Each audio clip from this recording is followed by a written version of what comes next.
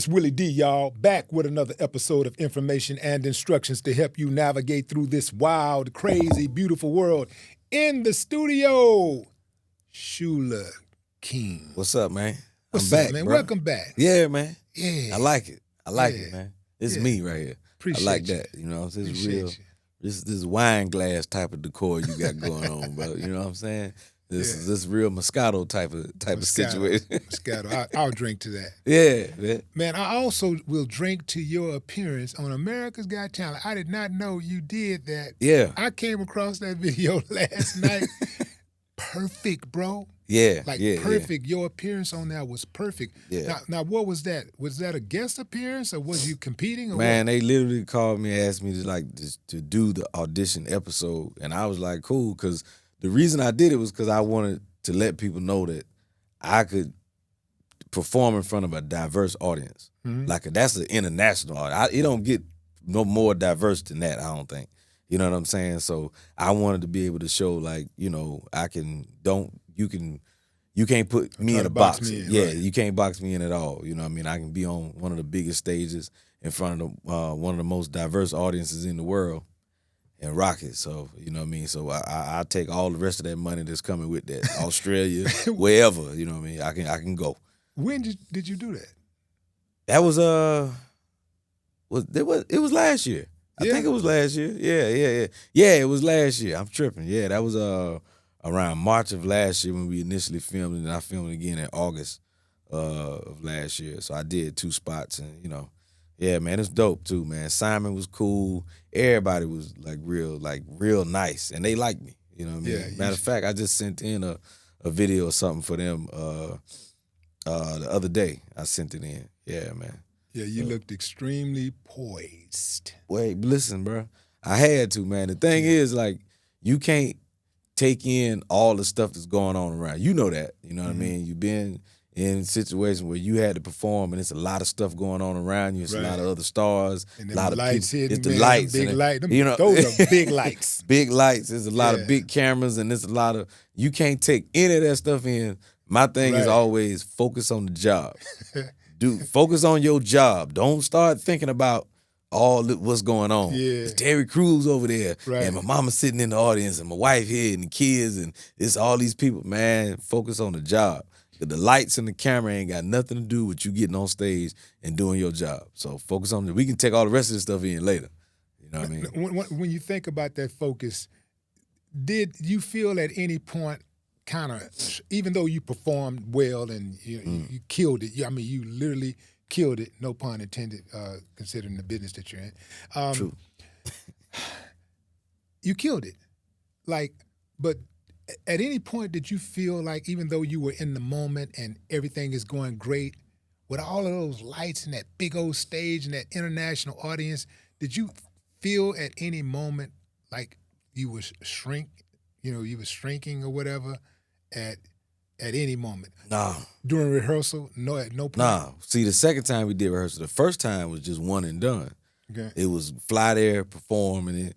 So nah, that's why, like, for me, you get so focused. I get so locked in on the job. You know what I mean? Like, it could have been anywhere. You know what I mean? So I've been doing comedy 23 years. So it's just a certain place that I go. I'm on stage hours before I'm ever actually on stage. My brain is there. You know, people could be talking to me, and it's like, bro, I am on the stage. Like, I'm sitting there, I can have a conversation with you, but I'm on the stage. My mind is on the stage. I'm visualizing how, you know, I can literally feel the stage under my feet. You know, I feel it. Like I can, the microphone in my hand, the sound, the speakers, the lights, I see all of it. You know, I'm somewhere else. You know, when I'm zoned in, I'm zoned in. So really, it's just when you get on stage and it's that time, you just carry it out. Don't mean I'm not nervous. I was nervous as hell. You know what I mean, before. But once I heard my name and it's showtime, it's time to go. You know, I like all of that energy just kind of, I always pray, ask God to take the nervous energy and put it towards executing the job. So that's what I did, man. I was so happy. You know what I mean? And my wife got some TV time. You know what I mean? Terry Crews knew who I was. I walked. He was like, "What's up, man?" I was like, "What's up, baby?" You know what I mean? Like it was crazy, man. It was real crazy. You know gotta what I'm watch saying? him though. Why? Oh, you don't mess with Terry? Terry cool, man. Terry cool, man. Shout out to Terry. Yeah, you gotta watch him, bro. He All right. Yeah, but anyway, man. Well, I was just saying. Yeah. Anyway. I don't want to know. I don't even want to know what you talking about. Speaking of feelings and all of these type of things, right? Who brought up feelings? Yeah, feelings. 'Cause you mentioned feelings a little earlier. Right. Like so, but speaking of feelings, how did you feel about the roast of Kevin Hart? Well, you hilarious, You just man. watched it, right? I'm sorry. Yeah. I watched bits and pieces. I watched most of it, and I was watching it like all the way through before we came here. I mean, honestly, I think that it has to be funny and it has to be controversial. To me, that's what I was told by a reliable source. Well, you cover seriousness. Yeah. Just as better than anybody out there, just as good as anybody out there, you cover seriousness. Yeah. But at what point, because a lot of people had a problem, well, I'll say some people had a problem with some of the content saying that it was disrespectful, it was racist, it was whatever, right? Mm-hmm. Especially the George Floyd piece, where Tony Hinchcliffe was making fun of George Floyd and his inability to breathe right before he died. Yeah. Right? Yeah. At what point does comedy go from being funny to disrespectful? I mean, one could say it's subjective, and then on another side, it's like the comment was disrespectful. All the comment about Charlie Kirk was also disrespectful. You know what I mean? Both sides, and the reason it was disrespectful is because neither one of them were there. Like nobody, like they had nothing to do with the roast. That's why it's like, bro, that's disrespectful. And then speaking on somebody that's passed away. But also, like, there's always, I mean, when you're talking about sensitive subjects, especially at a roast, I mean, it's six in one hand, half a dozen in the other. Cheryl Underwood's husband committed suicide. I think he jumped off a bridge or a building or something like that. She gave them the okay to make jokes about that. Now, she was his wife, but some of his mother, father, family members, whoever, may not been like, Cheryl said it was okay, but it ain't okay with us. That was our brother. You know what I'm saying? Like, so there's, I mean, you can say it's fair game, but it's like this. If you go there, you got to deal with the repercussions, and you have to understand that somebody may have some jokes on your side, because you can joke about somebody, George Floyd, but when they start talking about your dead mama, your dead grandmama, your dog, or whatever, it's like, take it on the chin like everybody else, my boy. You brought it there. You know what I mean? Steven Jackson mentioned that. He said, everybody's funny, until it happened to you. Yeah. And your family members. It's funny. Yeah. Right? I think that, I'm a huge comedy fan. I got a lot of buddies in comedy, good friends in comedy. And I've heard people say from time to time that, comedy it's all about, the jokes and being able to take a joke, and you take serious situations, you take pain and you turn it into laughter. Mm-hmm. But I've heard many, many comics say, look, it's just jokes, and if you can't take a joke, don't listen to it, don't tune in. But is there ever a time where something is off limits? Yeah. I mean, what's off limits to you? To me, if you're talking about somebody doing harm to children and somebody who's no longer here, because when somebody passed away, they can't defend themselves. What if they were an evil, wicked person? Let's say Donald Trump passed away. Would you laugh? Would you make a joke about it? Yeah, I mean, but I make jokes about him now. My stand-up special, my closer is on Donald Trump. Okay. You know what I'm saying? So, my thing is like that's kind of I don't know, that's a little bit different. Not just him specifically. I mean, people who have a certain track record or that there's a lot of people feel a certain way about him. Because really right now, a lot of things are so blatant and in your face that it's hard for people to defend a lot of this stuff. People used to try to defend a lot of things now, but changing or amending have what the Supreme Court did with the Voting Rights Act, like that is blatant, in your face. This is systematic. When people could pretend that systematic racism didn't exist, but when you have somebody saying, that we're going to change the voting rights bill and we're going to redistrict everything so certain people don't have representation, what do you call that? If it's not racism, then tell me what that is. You know what I mean? And you got that. I think that senator, one of that other the big head politician. He lives here in Texas. He black dude, but he, massive head. Yeah, big light bulb head Wesley boy. Hunt. Yeah, Wesley Hunt. That's his name. There, yeah, man. Big old globe head boy. Yeah, water head, tank head. You know what I mean? I think he probably got stuck in the womb. Something, that's man. how his head got like that, because they was doing different procedures trying to get him up out of there. Yeah, and, at the end of the day, you want to save his life, right? Right. So, right. Damage had to occur. I think he came out head first. Another contraction came, but his mama's Kegel muscle squeezed up and kind of squoze him by the neck and swole his head up a little bit. And that's all right, you know what I mean? I think something like that could possibly happen. I'm glad he works out. I'm glad you work out, Wes, so you can be buff, because if you can't be skinny with that head, brother, you'll never be able to leave the house. They had to put him in a wheelbarrow or something and wheel him out of the house. That wheelbarrow going to tip over. You got to make sure it's big ass head, man. You got to make sure it's perfectly balanced. Yeah, man. Man, with people, how do you deal with people like that? You said if it's not racism, then what is it? It's right. It's a delusion, I think. But also, oftentimes it's denial. It's and for somebody like Wesley Hunt, who knows exactly what's going on, you can't tell me that he don't know what's happening. Yeah, I think somebody like that knows what's going on, but he's in it for himself. So exactly what it is that he's looking for, I don't know exactly what that is. Typically, they're looking for fame and they're looking for money. They're looking for acceptance. They want to be in the club. Yeah. So they'll do anything to be in the club, kind of like Clarence Thomas. So I've seen a number. Clarence in the club. If there was a club, he made his way in there.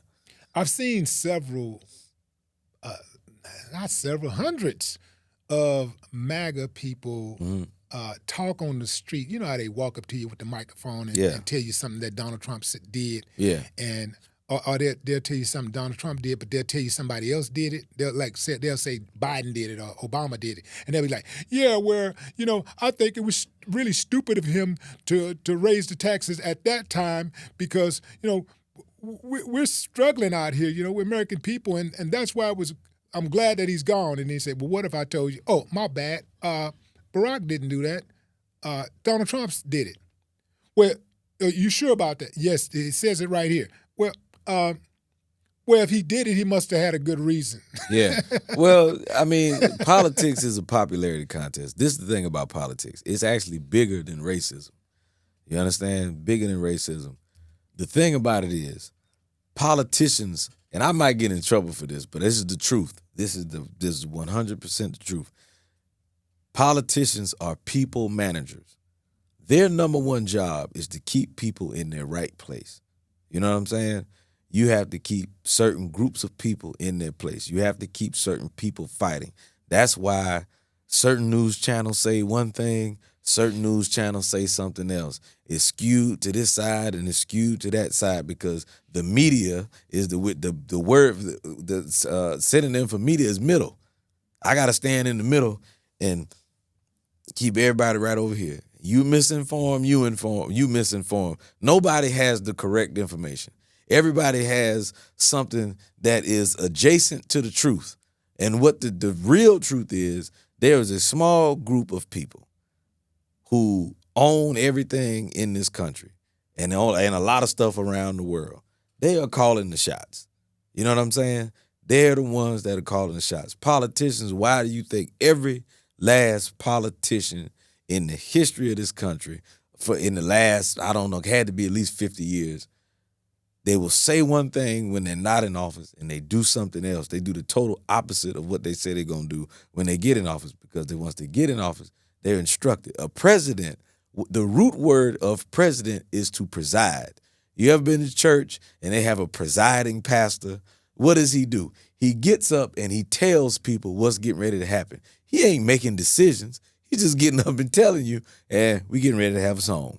And then so-and-so is going to speak. And then we going to have an announcement. He's presiding. His ass ain't making no damn decisions. He's doing what somebody is telling him to do. That's it. Like, nobody wants to send a bunch of 18-year-olds to go get blown to hell on the other side of the damn world. Nobody in their right mind wants to do that. But somebody with a whole lot of money, and they can gain something from getting those resources. We can make trillions of dollars going to this country and taking their resources. Instead of negotiating a business deal, they only negotiate with people that are just as capable of blowing up stuff as we are in America. We only negotiate with people who got bombs. That's it. China, Russia, you know what I mean? That we just negotiate with the people who got bombs. If you don't have a bomb, we're going to come and take your shit. We're going to come blow up everything, and then we come take. That is how the game is played, point blank, period. And politicians are the ones, like, even with inflation. You know what I mean? Well, before you go further than that. Because I'm in there. I just want to jump in real quick and just clarify that bomb must include nuclear warheads. Yeah, absolutely. Because a lot of people got bombs, but I'm talking about like heavy duty warheads. Yeah, real. Different. Yeah, real nuclear. You know what I mean? That I'm talking about. When I say that, I mean like having the capability of destroying a nation. Yeah. You know, so like inflation. You know, you look at inflation. Nobody really knows why the price of things just keep going up. And you would say, well, it just costs more to do. No, it don't. No, it don't. It costs the same as it always costs in order to pull resources out of the ground. Africa's bubbling. You literally, in certain places in Africa, you could just take your hands and stick it into the ground and pull gold out of it. Period. Inflation, in my opinion, I have to say it in my opinion, is one of the things, it's a fancy word to say we have to keep people poor. Because you think about it, people, after a while, they learn more and more about finances.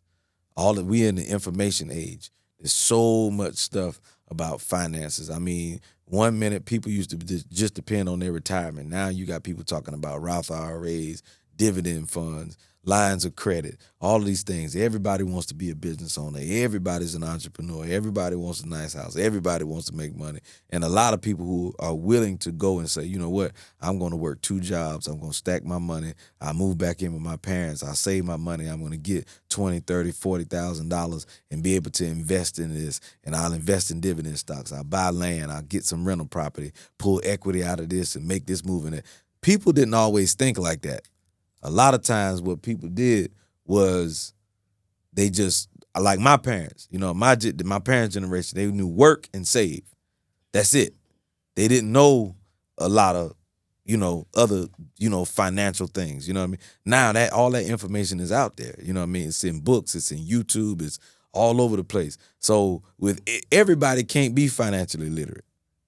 Because if you don't have poor people, who joins the military? Rich kids ain't joining the military.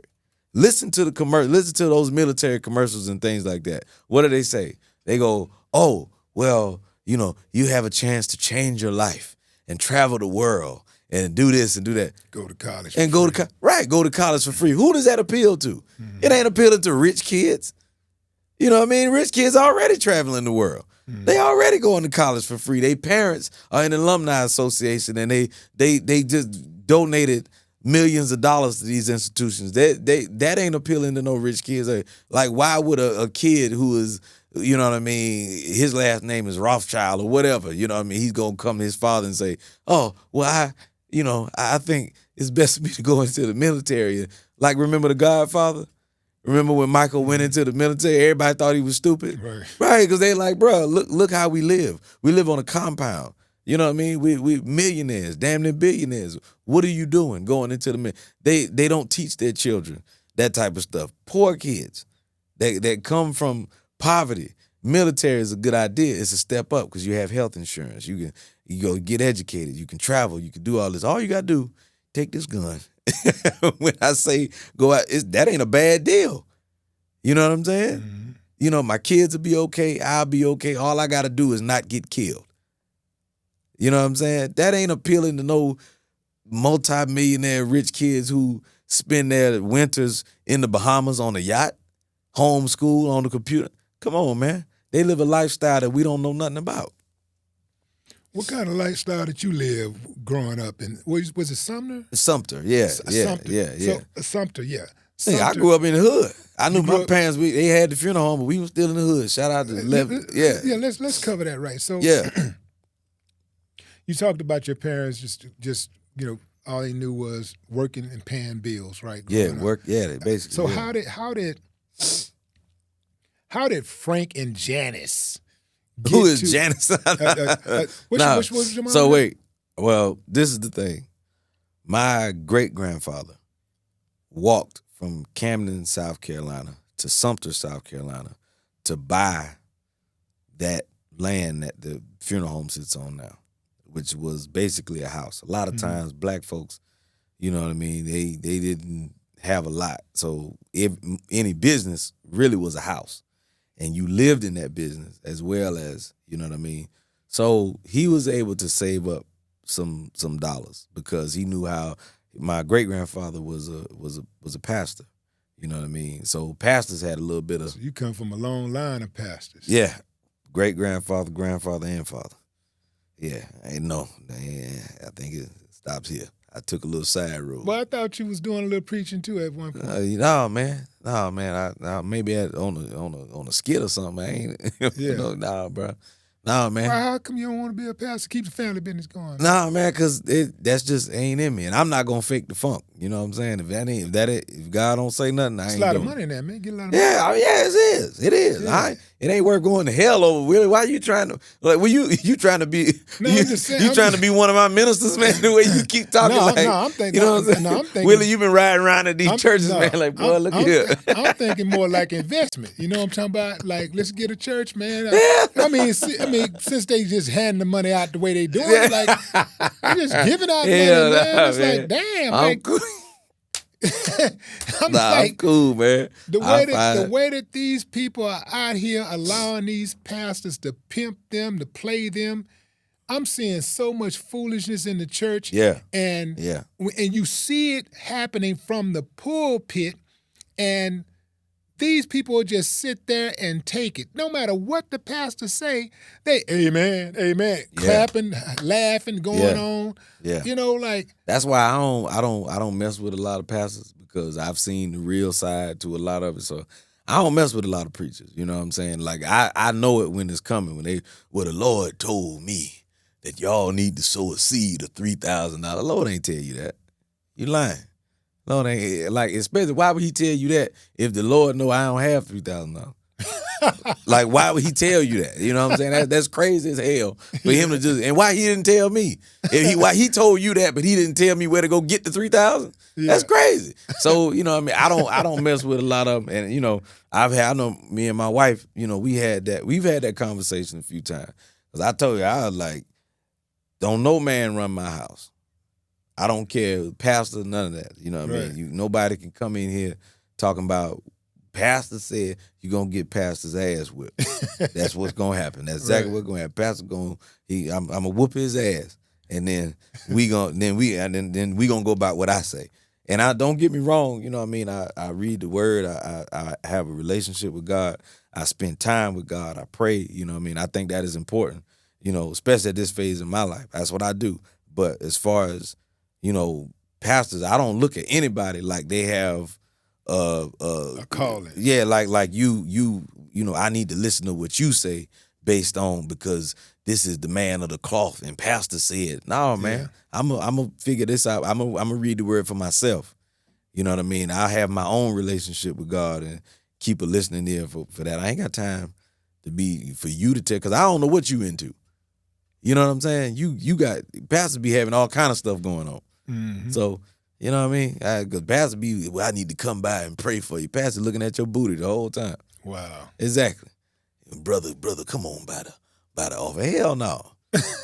Ain't coming over there. Come on by the office. Yeah, man. You know what I'm saying? That damn pastor got all this lube and nah, man, I'm good though. Remember what happened with Eddie Long? Yeah. Exactly. Eddie He's strong as hell. And he did Jamal take over his church? I don't Jamal know. Bryant? I think it was Jamal, but it might have been. Yeah. Yeah. Yo, you crazy as hell, man. You crazy. Hey, man, shout out to Jamal. But I mean, you know, I know some people who like him. I know some people who don't like him. So I know he said something a while back. We was talking about the church investing in the marijuana business. So. Well, he also had the wife who wore some really provocative clothing, and people called her out on the clothing. Yeah, and yeah. He was like, yeah, you know, I'm standing by. You know, she looked good and do. Yeah, it was. I saw that, but the dress actually wasn't her skin under that. It was actually like it was that whatever they call that mesh look. Whatever it was. So people thought like her skin. Yeah, so people thought that was her. You know, her actual body up under it. It wasn't. But you know, the issue was what it represents though. Like it looks like something that a lady of the night would wear.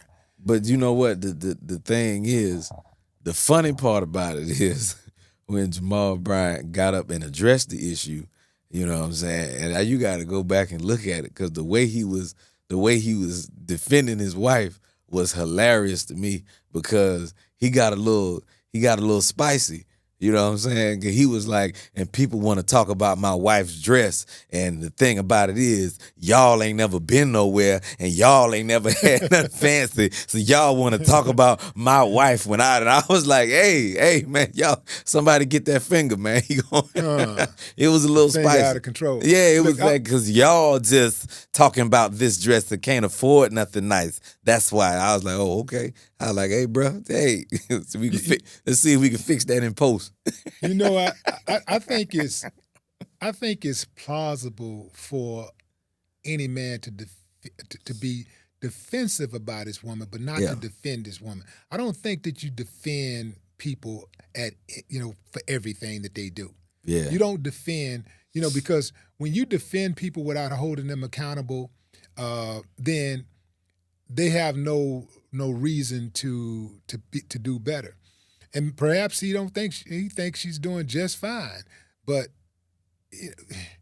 I just don't think you can have it all. I don't think you can have it both ways. I don't think that you can be like a member of the clergy and be on a high level like that and do what everybody else do, or dress the way everybody else dress.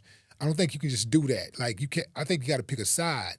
Yeah. Because the optics means something. The position means something. It's like a teacher who tries to do everything that their students do, or a parent. That's a better example. A parent who tries to be a friend to their children instead of a parent first and foremost. Typically what happens is that their kid loses respect for you. Yeah, absolutely. Well, this is the thing. In order to be anointed, what they say, means to be set aside. You understand? So when you have been put in a position of authority you can't lead the sheep in the middle of the herd. You know what I'm saying? Mm-hmm. You can't do that. If you're going to be a shepherd, you have to be set aside from the herd. You can't, you know what I mean? That's why there's the teacher's desk looks different from the student's desk. Huh. You know what I mean? The students are here, the teacher is here. You can't it's cool to be a cool teacher, but there is a line. Right. I laugh and joke with my kids all the time, but I'm dad. I'm daddy. Mm-hmm. You understand? I know what comes with that, and it's a learning process. But these are my kids. These ain't my friends.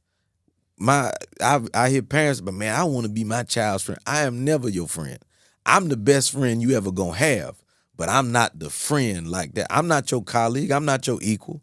We ain't cool. You can come talk to me about anything, because I know I have made mistakes. I'm still making mistakes. I do. I have done things to where I can't, be. I can't have a brick wall between me and you. You can come to me and talk to me about things, but understand, I am daddy. I am always daddy. You know what I mean? Mm-hmm. Like I ain't your homie. There was a young lady who was I was talking to one time, and she was like, "Oh well, my son's always asking me for money to go to this place where after practice he want to hang out with his friends and this, that, and whatever." You got to have parameters. You're not going to ask me for money to come hang out with your friends after school, after practice. Well, no, you went to school, you had practice, your ass is going to be home. Home. It takes a certain amount of time for you to leave that school and be home. 15 minutes from the school to the house. When 15 minutes is up, your ass needs to be in this house, not walking in, not coming to, not around the corner, not down the street. At 20 minutes, your black ass should be in this house. Body temperature has adjusted to the room. Period. Now, why is this so important? Well, first, children have to have a structure. That's it. You can't. Why the hell? Hanging out with their friends can't be part of the structure? You can hang out with them, but you ain't doing that every day. Right, not every day. Yeah, you're not doing that every day. Right. I'm sorry. Bruh, I'm so glad my parents didn't let me do the things that I wanted to do when I was a kid. Not all the stuff. They let me do certain things, but stuff that I thought was cool, they didn't just let me do. You can't just hang out all day. When are you studying? When do you study? Because that's your job. When are you in the books? But you hanging out with your friends all damn night. You've been to school, and now you've been to practice, and now you're at Wild Wing. So, when you coming home at night? Hell no. Hell, No. You home. You are home. Because teenagers get into stuff, hanging out with their friends. And why they friends ain't, you know what I mean? Mm-hmm. When are y'all studying? When are we handling business if we hanging out all damn day? So, no. And I don't care if anybody says that's mean or wrong, out of pocket. Have your ass in the house. If I got to come looking for you, all hell gonna break loose. That's just how I am. Because children who don't have structure end up in prison, they end up in the cemetery. Some of the ones who do, still, end up, victims or casualties of the BS that's going on out here. You got to have structure. And it doesn't mean that you're not going to have fun. I'm not going to let you do anything. Sure, you can hang out with your friends sometime, but making a everyday habit of hanging out with your damn friends and coming home at night. Did you see what happened with the Julio Fulio case? Yeah. Yeah, you saw that trial and how it ended for those youngsters, right? Yeah, and one of them guys had a good life. Yeah. How often do you see youngsters coming in with holes in their bodies, man? At your place of business. I'll be honest with you. Back in it was some years ago, and I'm not gonna say the young man. Oh, I'll be honest with you, man. I'm gonna say it so you can edit it. Yeah, bro. I'll be honest with you. I had to spend a Thanksgiving some years ago, a Thanksgiving day, and before Thanksgiving, trying to put a young man's face back together because he had been shot so many times. You know what I'm saying? There were just certain circumstances. He basically, long story short, had got into it with law enforcement. And it was a situation where law enforcement, he was on the run, and he ended up the shootout, unaliving one of them. So, and then he went on the run, and then they found him. And He had a shootout with him, or they just executed him? It don't look like he shot back. Shootout mean you shot Yeah. back. It don't look like, you know what I Right. mean? Because it's certain things when you cross a certain line with law enforcement. Hey, they not bringing handcuffs. Like they ain't got no intentions of ain't no Miranda rights gonna be read. That you going, you out of here. I've seen white dudes kill kill police officers and get taken in Yeah. handcuffs all the time. Yeah. Well, he wasn't white. Okay. Yeah, he wasn't white. He wasn't white. He didn't qualify. You know what Paul Mooney used to say. He ain't got the complexion for the protection, brother. Yeah, you out of here. You know, and I mean that was just one instance I seen, man. They I don't know. I asked how many times did they shoot him, and he said the gentleman who was bringing him in said he stopped counting after he counted 6 bullets in his head. So my thing is, we have to let our young people know the game. The deck is already stacked against you. You ain't got time to be doing what it is, whatever you want to do out there in the street, this tough guy stuff. You got to leave that alone. That's not going to fare out well for nobody in the street.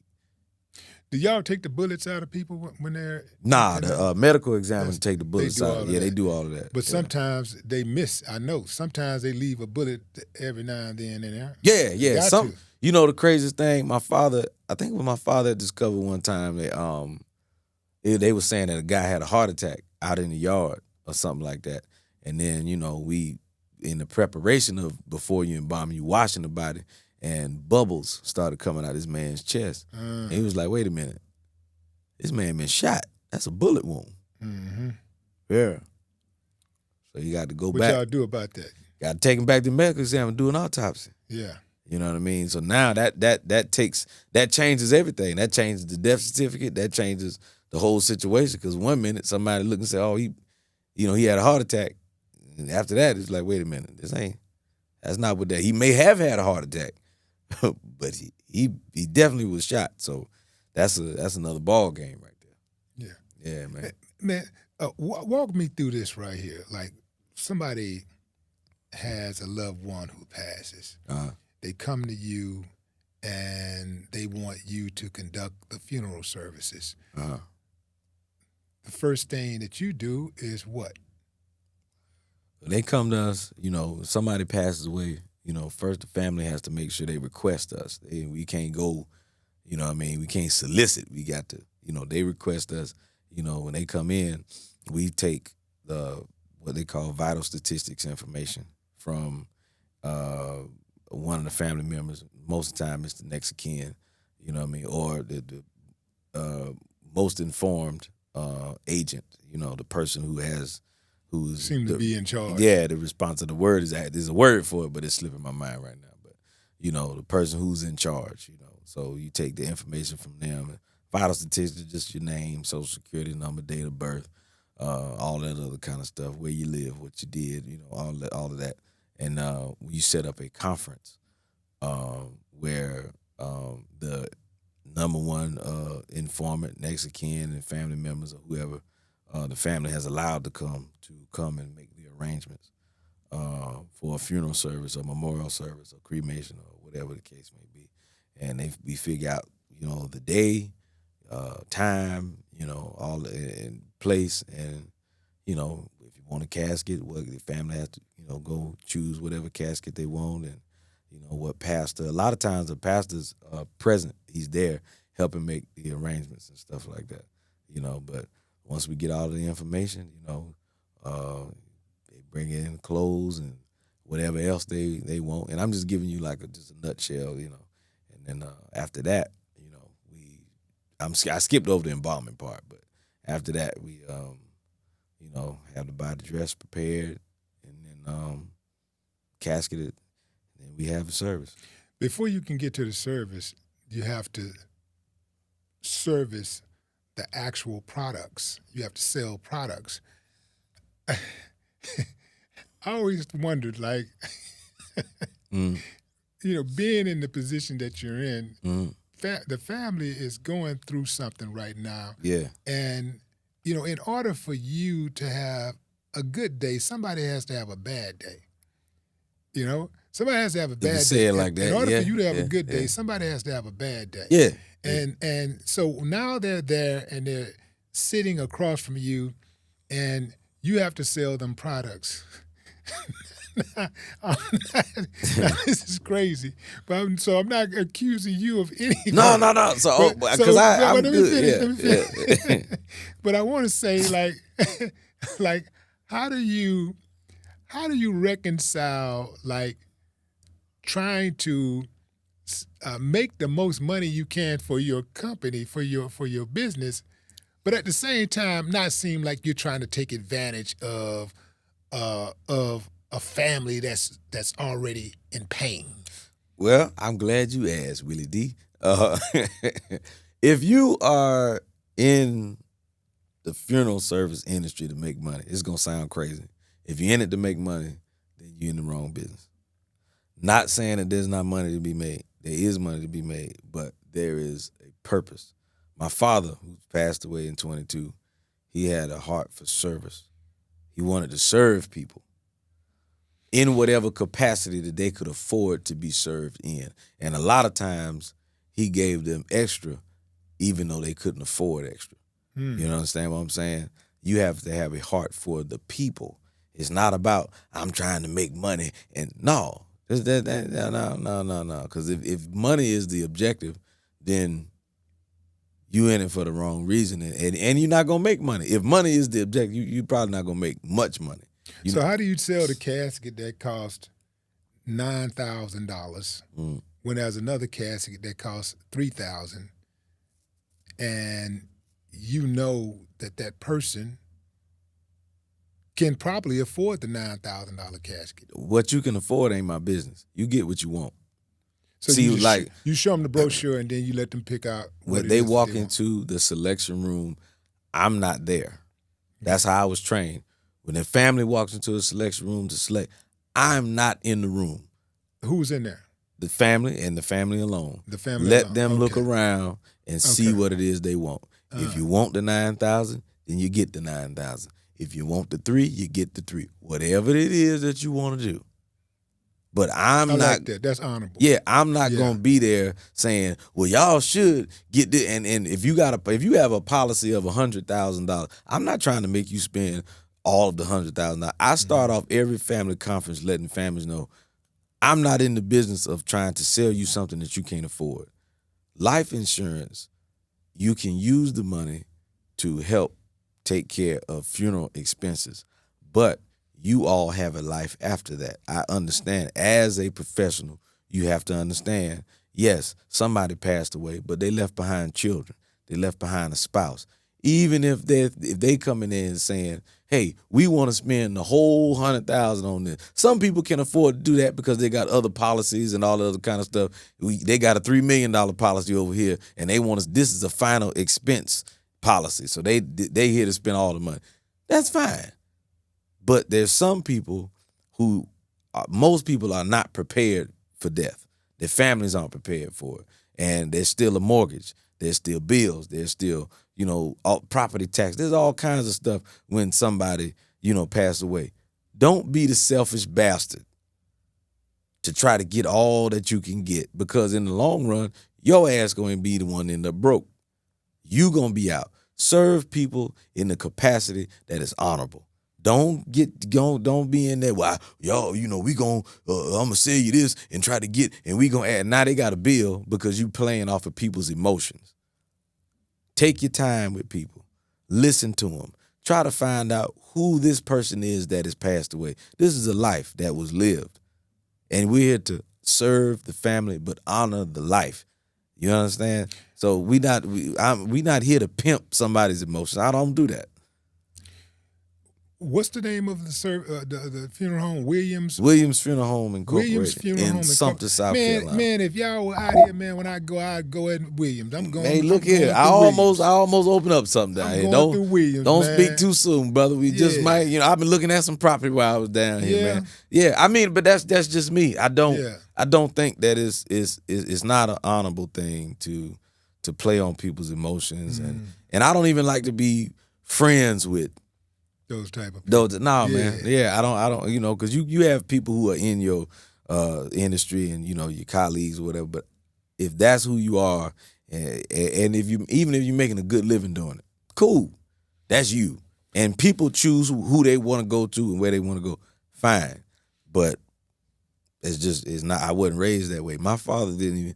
I remember one time I was doing some embalming for a corporation, and I went back and told my father about how many bodies they had, and I was like, man, they doing like it was a lot. It was like running it like a meal. I mean, I wouldn't say a million people, but it was a like meal. I'm talking about like a factory. Yeah. Right. Yeah. It's funny you said that because when I brought it up to my father, he was like, yeah, that's you make a lot of money doing that, but there is no personal touch. Man, you took the words right out of my mouth. That's exactly what he said. He's like, there is no personal touch. You can't spend your time with families, and you don't get to know them. You don't get to really, involve yourself in the process and help people for real. It's just in and out.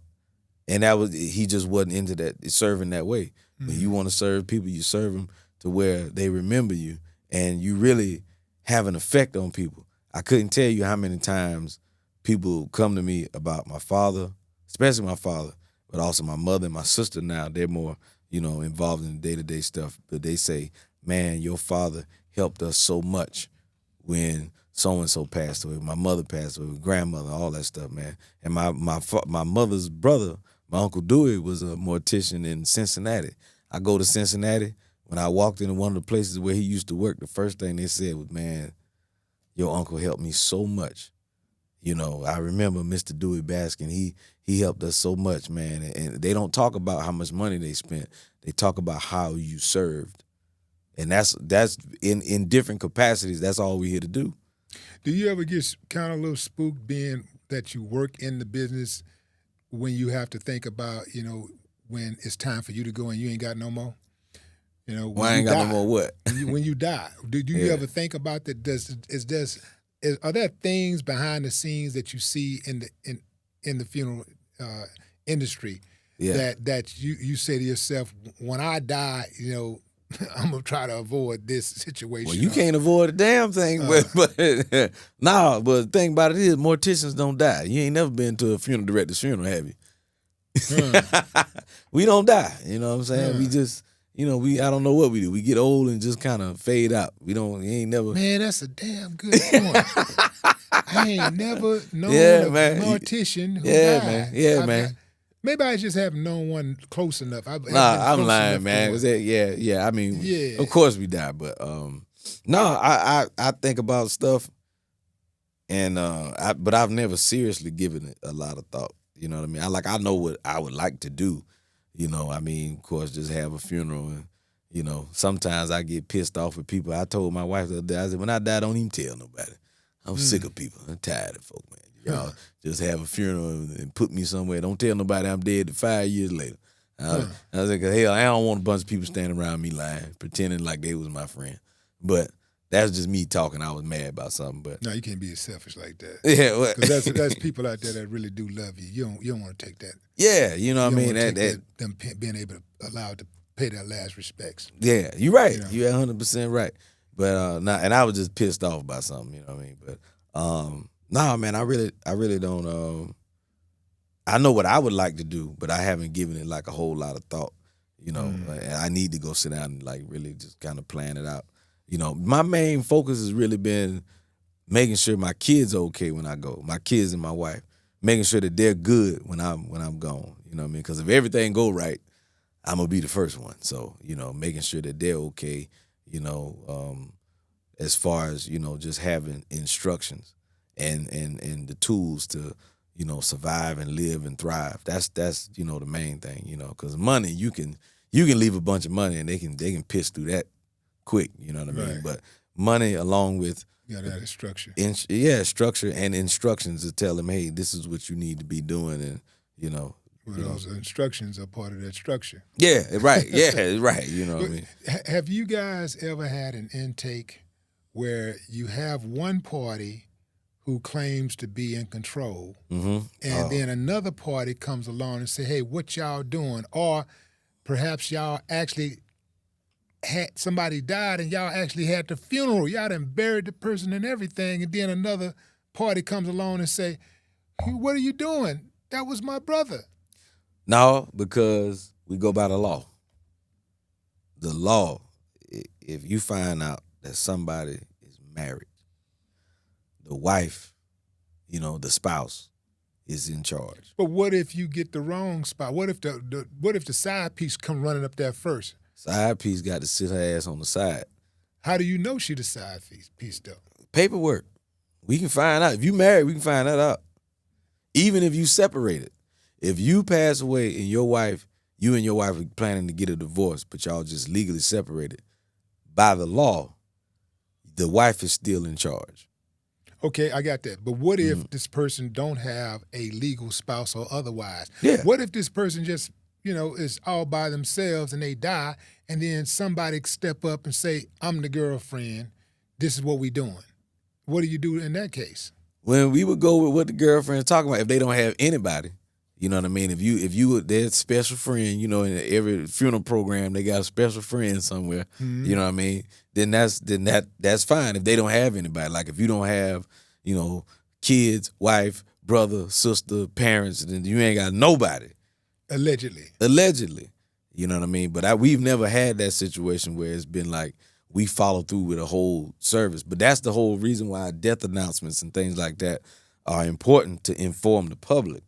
So just in case we're being misinformed, and we have to do our due diligence as well with filing paperwork, and we check to see if you're in the military, and because that's what that informing is about. It's like, because if we're doing a conference, if I'm sitting down with you when somebody passed away, and I start asking you questions about this person's vital statistics, I start asking you social security number, where did they grow up, where did they go to school, who were their parents, and blood type, all that kind of you stuff. Can't tell me any of this information.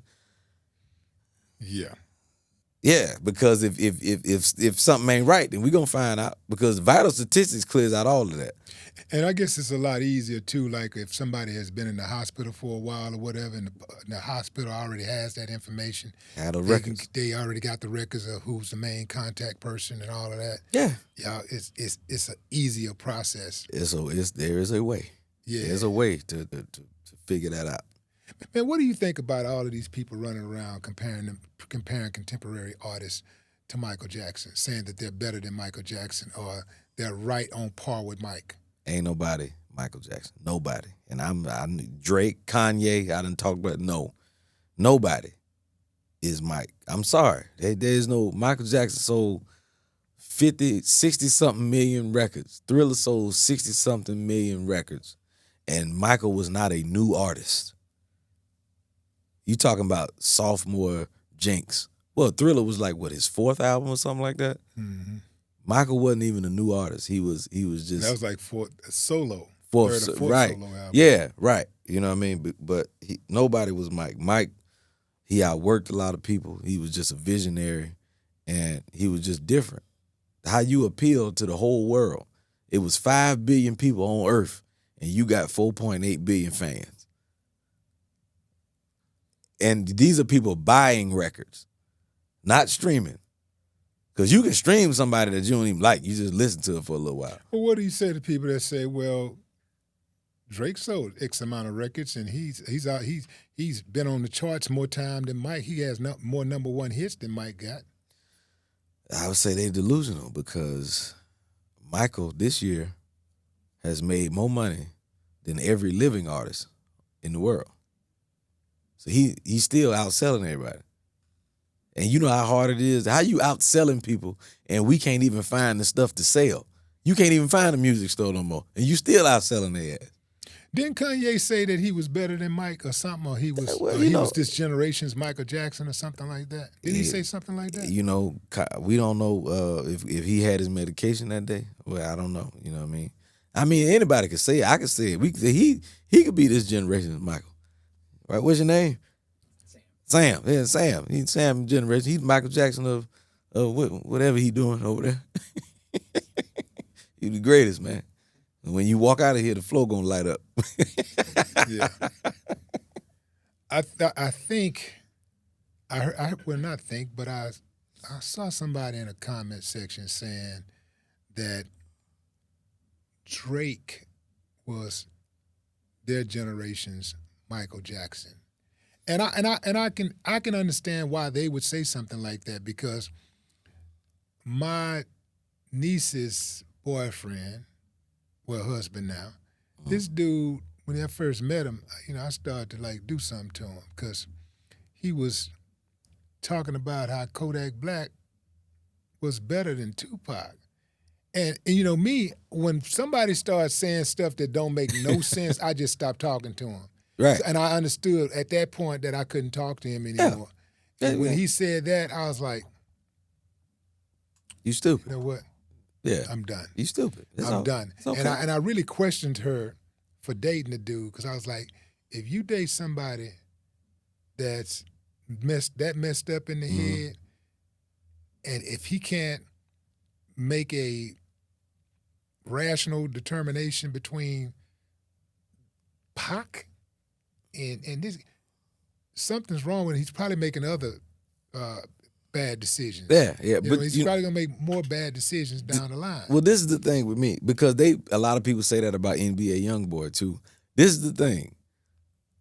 What people are really saying is that Kodak Black and NBA YoungBoy resonate with them more than Tupac does.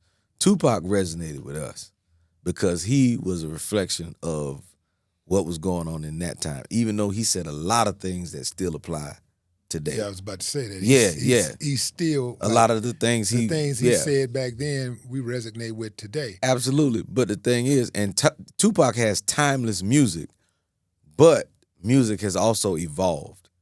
You know what I mean? Clothes have gotten a lot tighter. Shoes have, for some reason, gotten a lot bigger. I don't understand why. You know what I mean? It's a whole lot of young men, I think, walking around with rashes and yeast infection. But that's just my opinion. You know what I'm saying? But it resonates with who they are. But, it's just like if I were to say Chris Brown is better than, Sam Cooke, somebody who lived during Sam Cooke's time would be like, boy, you crazy as hell. Ain't nobody better than Sam Cooke. What you mean, Sam Cooke? Because Sam Cooke resonated with them, and Chris Brown would resonate more with me. You know what I mean?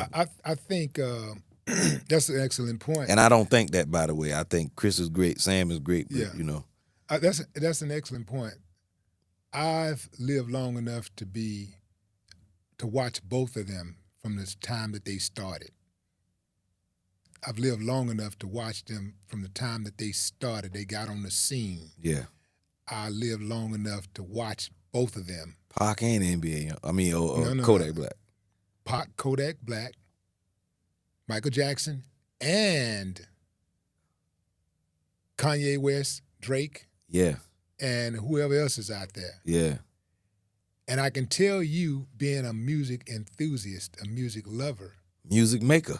A music maker. Somebody who watched it. I remember when Mike came out with Thriller, it was like watching the Super Bowl. People rushed home to watch it that evening. We went home and we watched it. It was debuting on MTV. And people were in front of the TV like it was Super Bowl. Yeah. I don't know any artist today that I would do that for. No. Like stand in front of it, like waiting on it like it's the Super Bowl. Like I watch if they're performing in the Super Bowl, perhaps. But I'm talking about. I'm not saying that there aren't really, really super talented artists today. But what I'm saying is that it was a phenomenon when Mike did something new. You knew you was going to see something magical. You're going to see something different, something you've never seen before. Yeah. Whereas when we watch a lot of what's happening today, we don't see a whole lot of innovation. Mm-hmm. I think that's the biggest difference. Like we could count on Mike to give us something new. Yeah. We could count on him to like raise the bar every single time. Every time. He did I think that was the biggest difference. Yeah, I mean, and that's the thing. I mean, even with the direction that Tupac was going. He was raising the bar. He was changing, Absolutely. things. Yeah, man. I mean, he was, and it wasn't like he was competing with anybody. You could just tell that he was just being better than the last one. You know what I mean? And he was very diverse. Tupac could talk about political things, social issues, relationships, family, streets, enemies, everything. friends. He was well versed. He had a very broad understanding of the world. And as much as I, like Kodak Black as a person and want him to do well, he's nowhere near. I mean, it's not even. It's yeah. And I'm not trying to say this to be disrespectful. He's just nowhere near Tupac. It's nowhere. It's not even. Yeah, I like to say. I'm surprised I'm even talking about this. But you know what? You know what's crazy? What I like about Kodak Black is something in his eyes. And I know people teased me and said I kind of look like him, but something about him. You do. Yeah, I know. But especially when he was like younger with the low cut. Yeah. I know. But it's something in Kodak Black's eyes that wants that wants better. Yeah. Like there's something like he's you could tell like with Kodak, he's kind of like, this is what I'm a street dude, but there's another side of him that I feel like his persona is protecting. You know what I'm saying? Yeah. Like if you got him in a room away from all the noise and all the BS and just really talk to him about like just life. You know what I mean? If just how he felt about things, and you know what I mean? Or just say, hey man, come and read this book real quick. Let's talk about this. Yeah. I feel like he literally would be down with that. Like he'd just be like, you know what I'm saying? Like honestly, bro, because I saw a quick video one time. I think he was around some football team or something like that, and one of the coaches or something like that, and he was around, and he said, "Hey, man, you know what I'm saying? Y'all get me you think I could get my degree or something like that?" And everybody just started laughing. They thought he was playing, but you could look at his face, and he was like, "Nah, I was kind of serious." You know what I'm saying? I think you could do it if you look. I've been pulling for Kodak Black from day one, as far as a person, a human being. You know, like every time he gets himself in a jam or whatever, and anytime he, with all of his drugs use and all that kind of stuff, it really run me hot that people around him are not protecting him more. I understand he's a grown man; he can do what he want to do, but you filming that shit and you posting it online. You're filming it. And you're posting it online, and you're putting it out there. It's not just hurting his reputation as a person, but it also hurts his reputation if he ends up in a courtroom. They're going to show that, and they're going to say, look at him. He's using right now. He's high right now. He's this right now. Yeah. So it's going to work against him. So every time I see something pop up like that with him, I cringe because I'm really pulling for dude. Same thing with NBA YoungBoy. I like that dude. You know what I'm saying? I want to see him do well. I really want to see him. I think that dude can do some great things. You know what I'm saying? I think Kodak can do some great things. They got nice, large followings, right? Yeah. Of people who really rock with them. Yeah. If they can take those people and turn that movement into something more than just buying tickets to a concert. Yeah. It's a wrap. But you know how it is, man. It's like sometimes you can look at somebody and tell that they don't have people around them that can say, hey, man, we don't need to do this. We need to chill. We don't. Like, I heard somebody say one time, nobody will convince you to open your eyes if they benefit from you having them closed. You know what I mean? Like they'll never if I benefit from you keeping your eyes closed or staying in the dark, I'm not gonna ever convince you how good it is for you to open your eyes to something. You know what I mean? And I don't know them, but I just know that with that it's like I don't know. I think they may have some people around them that they benefit. You benefit from him drinking lean. You benefit from him getting high and whatever else he's doing, or getting like you benefit from because. if he was to get sober, a lot of cats around him would disappear. They would, he gonna get rid of you. Like, wait, bro, like every time I turn around, you got a bag of weed. You know what I'm saying? And I'm paying you and paying for you to get in the club. Every time I turn around, you know what I'm saying? You putting lean in my face. You know what I'm saying? You know what I mean? Bro, go on, I already got you, bro. I got, you the one keep supplying, you know what I mean? And it was cool for a second. But now it ain't cool no more. You know what I mean? That's because I read something not too long ago. You know what I mean? When I was doing some devotional. I ain't, trying to get in my little preacher thing. But where you talk about how slavery is actually sin. Or sin is actually slavery, I'm saying, because it's bondage. When you are, bondage is where you want to be free, or it's just something that you want to do, but you're in a situation where you can't do it. So that's how sin works. I want to do the right thing, but I'm so wrapped up in sin that I can't help but do this thing that's wrong, that sin is calling me to do. You know what I mean? I want to get sober, but, I don't want to drink lean no more. I don't want to get high no more. You know what I mean? I don't want to hang out late. I don't want to fornicate. I don't want to do all this stuff. But I find myself doing it over and over again because I'm wrapped up. I'm in bondage. And, a lot of times what I learned is addiction does not feel like addiction to the addicted. You always feel like you can kick it. In the back of your mind, it's like, I think this thing got a hold on me. But you always feel like it ain't bad as everybody said. Exactly. You know what I'm saying? And how Satan works is Satan is a master at creating a comfortable prison for you. You know what I'm saying? Like, you got everything you could ever want in this prison, bro. Why would you leave? You know what I'm saying? Even though the door is wide open for you to walk out, it's like the casino. Nobody want to leave when they winning. You know what I'm saying? Like, how it works is, you winning. Everything you touch, you roll, you hitting big.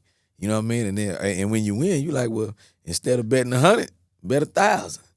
You win that, well, bet 10. You know what I'm saying? Next thing you know, you got your whole pot. Bro, I had a hot hand all night. I'm like, look here, I'm about to go ahead. I got $4 million on me. Bet it, double it. You know what I'm saying? Like, go ahead and bet that.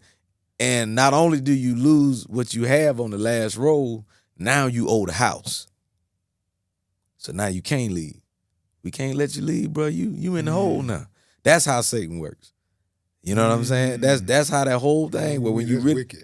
Yeah, that's always wicked. I let you win all this time. You was feeling good. You was getting away with cheating on your wife. You was getting away with drinking lean. You was getting away with getting high. You was getting away with all that. It felt good. Matter of fact, it felt natural. But now that I got you on a roll now. Last roll. Now you owe the house. That's how Satan works. Yeah, it was Satan who owned the house. Now you owe me. I did all this for you. Look how you was winning. You think I was gonna let you walk out with that? Damn, bro, that's heavy. Heavy. That's how it works, man. You know what I mean? So when we see people go through stuff, it's like you gotta, pray for them and just, be willing to, open up to them. Like I said, I ain't no pastor, nothing like that, but I just been doing it. But I've been reading, man, trying to get myself together. You know what I mean? So that's what I mean, man. But that's how it works, bro. And we see that all the time in entertainment, bro. Don't we? I know you seen it. Yeah. October 12th, 2022. Oh. Yeah. Yeah. On that date, that's the day your father passed. Yeah. And what's going on when you get the news? We had a run. Me, man, Lawrence Killebrew, we toured together. We had a run set up. So we were supposed to do, we did, the run was Louisville, Kentucky, and then we were going to drive to Des Moines, Iowa. Then from Des Moines, Iowa, we were going to go to Kansas City. Then we were going to go to Omaha, Nebraska. Then I was going to fly to Tampa, Florida, and do the weekend show there at Tampa Improv. So we did Kentucky. We did Des Moines on the 11th, October 11th. And somebody, like I'm always get up and leave, you know what I mean, when I got to be at the next city. because we had to be there the next day. So, but somebody that came to the Des Moines show owned a restaurant and said, before you guys leave, I really want y'all to stop by my restaurant. Lawrence was like, man, all right, man, I really want to stop by. He was, all right, cool. We went by the restaurant and we, I ate, and literally after I got through eating, no sooner than I got through eating, my mother called me, and when I answered the phone, she just said, he's gone. Because he had been sick, you know what I mean? So she didn't. Was he in the hospital? Nah. Was he in hospice? Yeah, well, he was at home. He was at home in hospice? Yeah, well, see, the thing is, he had a procedure done, and he was actually supposed to be recovering. Okay. But he had told my mother, I think it was before or right after he had the procedure done,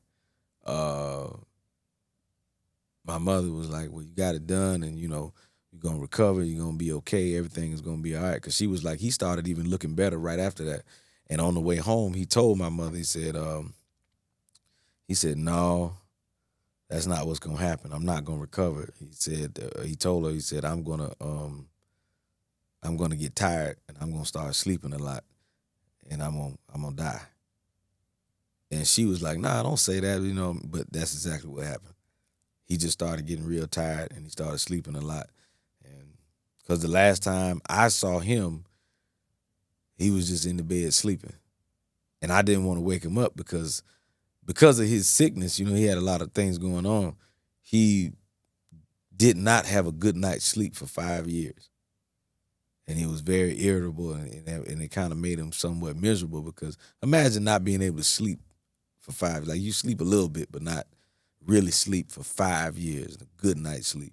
So, but that's what happened. It was in the middle of the day. I was in Des Moines. Once she told me that, so then I found the last flight. God worked it out, because I found the last flight from Des Moines to Charlotte. And that flight was supposed to have gone. But I got to the airport in time. I got to the desk, and I said, I need to get on, this flight to Des Moines, Iowa. And she was like, well, lucky for you, the flight's delayed. So I was able to get on the flight and get home. And, being that, we're in the funeral business, it was a little bit different. I came home, and I went home, saw my father laying in the bed, and that was the most peaceful I had ever seen him, when I saw him lying in the bed. And then me and my brothers, we went to the funeral home, and we got the hearse, drove back to our parents' house, and got him in the bed, got him on the stretcher, or got him out of the bed anyway, got him on the stretcher, and out of the house, and we put him in the back of the hearse. So that was October 12th, 2022. And took him to the funeral home, and we had somebody else take him to another funeral home to embalm him, and stuff like that. And then when the next day, I went down, myself to, myself and another gentleman, Robert, who was working there. We went down to get him. So it was part of my duty to make sure that I rode down there to get my father myself and bring him back myself. You know what I mean? Because it's just kind of a thing in our family, when my grandfather passed, when my grandmother passed, when my wife's grandfather passed, I went and got all of them too. So, when my father passed, it hurt like hell, but I had to do it because he taught me how to serve. So now I have to serve him, and it's difficult, but you gotta. I knew that was something that not just me, but my brothers as well. We had to do that. I had to take care of our father. Who's the oldest out of your brothers and you? Okay, so oh yeah, well, yeah, I got my. So really, I always have to explain it between my parents. My parents were married. Okay. There's my oldest sister Brooke, me, and then my youngest brother Wesley. I think you met my brother last time I did the podcast. Did. Yeah. So it's us three, but I have an older brother. My father had a son before he met my mother, so You have that, and then I have another sister who was actually my mother's student. My mother used to teach school. You know what I mean? So she taught high school. So she's an English teacher, right? English teacher, yeah. So 10th grade. She taught all kind of grades, man. Yeah. But so one of her former students, long story short, became our sister. Not adopted or nothing like that, but she, became our sister. You know how black folk, we take, you know what I'm saying? So she one minute she was a student, and the next minute she was used to babysit us, and then before that was our sister. She ain't, So when anybody asks, I have 5 siblings. How long have you been married? It'll be 6 years this weekend. If you could say one of the greatest key, besides, and you can't use communication. Yeah. What's one of the biggest keys to, making things go smoothly as possible? Well, understand that they're not gonna go as smoothly as possible. You know what I mean? Just it's not gonna go that way, man. I'm not an expert on marriage at all. I really don't think anybody is. I think it's just people talk about compromise. They talk about compromise. Really, it's not necessarily compromise. I think it's more understanding, trying to understand from the other side of the table. And even when you don't understand, respect it. I respect how somebody feels. Respect, I don't have to understand why something bothers you, but I understand that it bothers you. You know what I mean? Yeah. And even if I can't do anything about it, I have to at the very least, make sure you understand that I value your feelings. You know what I mean? At the very least, I value how you feel about something. You know what I mean? Whatever it is, if you like to kick the door on your way out, or if that's just something you like to do, I respect it. You like to kick the damn door, and I'm gonna get a better door so you can kick the hell out of it. You know what I'm saying? Because if I love you and you my wife and this is what we doing, then damn it, if you like to kick the door, then you kick the hell out the damn door. That's just, I respect it. I don't understand it, but.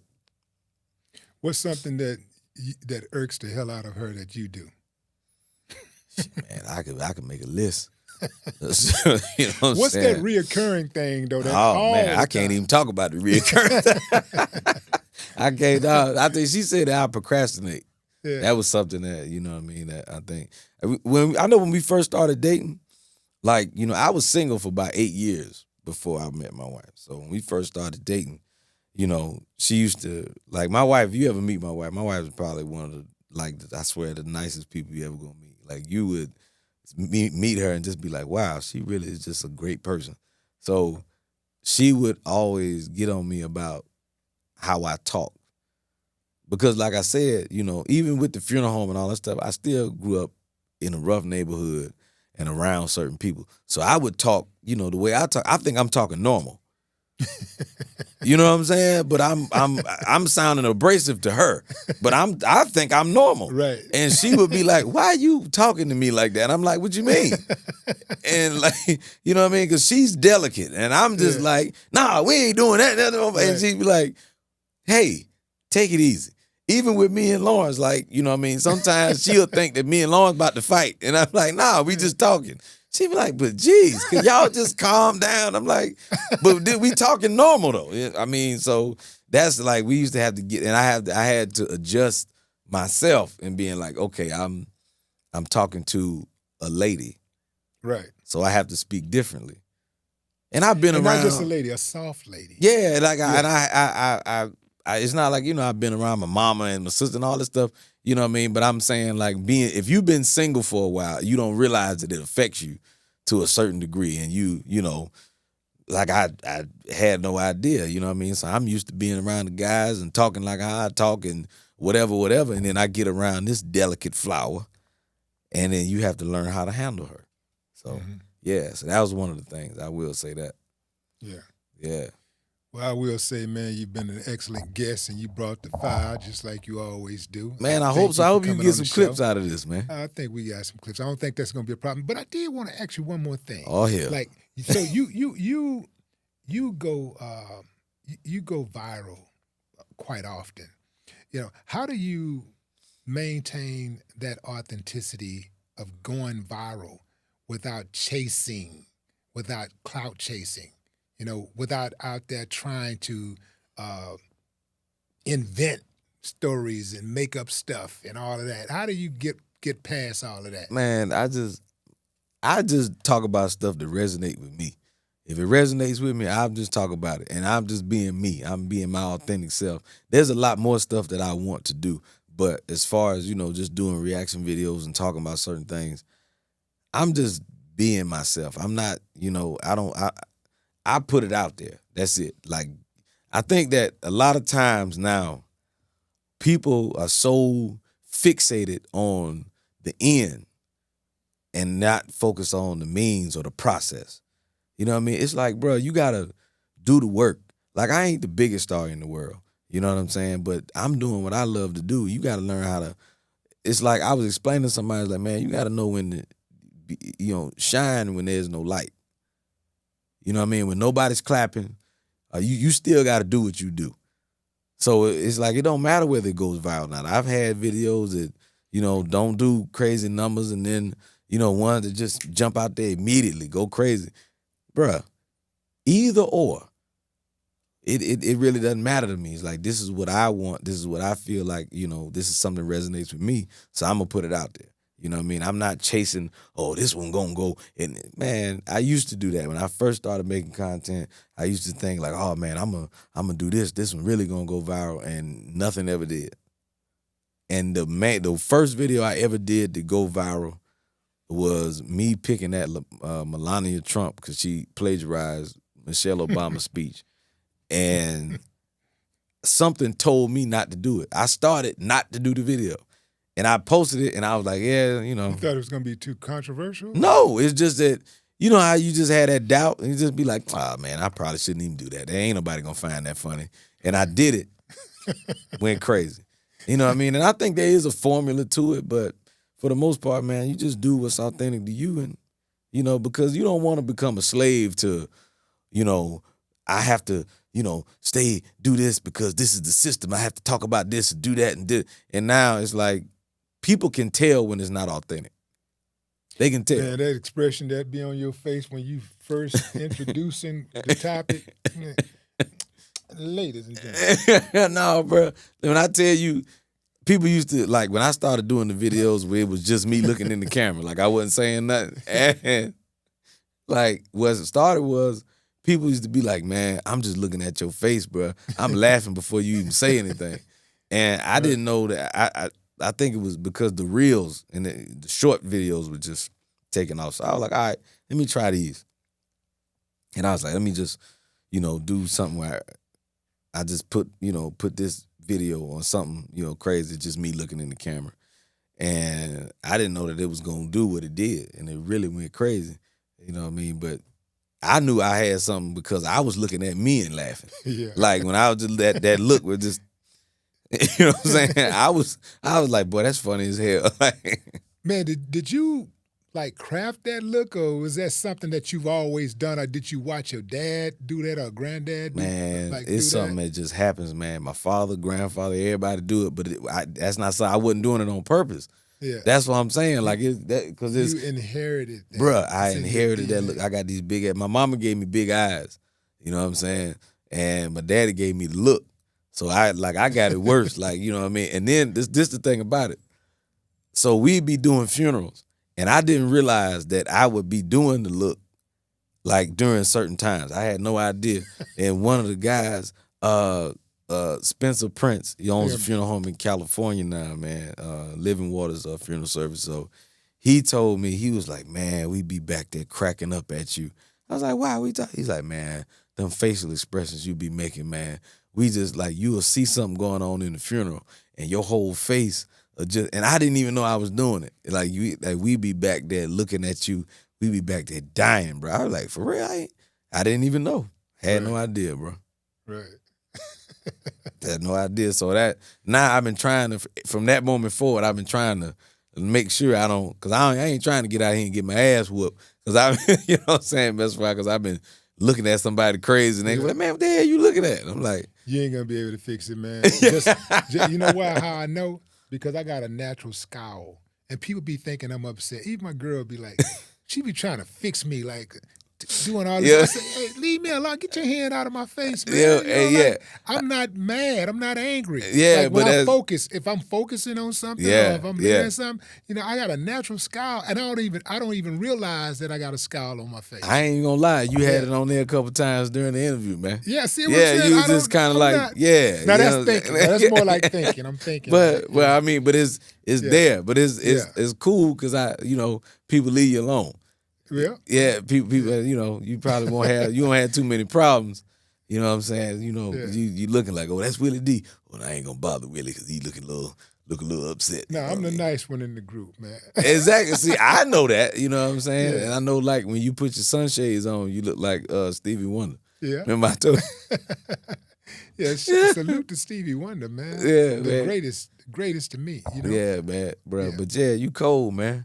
You cold. As a matter of fact, I think like you, like where you are, Scarface, like is crazy because I didn't know that Scarface was doing. He was coaching Little League football. Yeah, he been doing that for a while. I had no idea. Probably 20 years. The reason why I say that is because one of my childhood friends came by the spot today, and he was saying that Scarface was used to be his coach, mm-hmm. and he was like, he's like, my son 13, he really don't know like who that is like that. Right. You know what I mean? That's just coach to him. And when I heard that, I was like, man, that's crazy. I think that's dope. Yeah, I think it's dope because because Snoop does the coaching and stuff like that. I mean, I like to see rappers live and not die, like get killed and die young. Mm-hmm. You know what I'm saying? I think y'all are way cooler now than y'all have ever been. Like I used to think y'all was cool as hell back then. Where y'all are now is way cooler. I want to see Kodak Black at the NBA. I want to see them here and coaching Little League and doing, you know what I mean? Like just showing people like where life can go. You know what I'm saying? I think y'all are way cooler now than y'all was cool back then. Yeah. Cool as hell. You know what I mean? That's why I give those guys grace because I know there's room to grow because there was room to grow for me. Yeah. And so so that's why. Yeah, man. Absolutely. I'm not trying to throw those dudes under the bus. We actually need them. You know what I'm saying? I know some people don't see it that way, but I do. Yeah, hell yeah. You got that kind of influence. Yeah, exactly. You know what I mean? That kind of talent. Exactly. If bro, like me and you share this gift along with those other guys we just named. The fact that you can speak and people listen.